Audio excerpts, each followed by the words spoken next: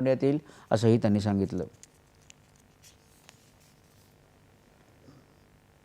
राज्य माध्यमिक आणि उच्च माध्यमिक शिक्षण मंडळाच्या वतीनं घेण्यात येणाऱ्या इयत्ता 10वीच्या परीक्षेला आजपासून सुरुवात झाली। कोणताही तणाव न घेता आत्मविश्वास आणि सकारात्मक दृष्टिकोन ठेवून परीक्षा देण्याचं आवाहन करून शालेय शिक्षण मंत्री दादाजी भुसे यांनी विद्यार्थ्यांना शुभेच्छा दिल्या आहेत। 5130 केंद्रांवर परीक्षा होत असून राज्यभरातून सुमारे 16,11,610 विद्यार्थी परीक्षेला बसले आहेत। अहिल्यानगरमध्ये शिक्षकांनी विद्यार्थ्यांना गुलाब पुष्प देऊन शुभेच्छा दिल्या।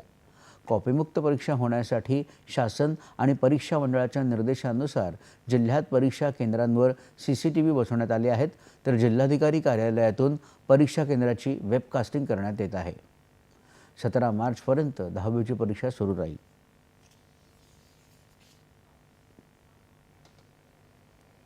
यांनी नुकताच परीक्षा पे चर्चा या कार्यक्रमातून आमच्याशी संवाद साधला आहे।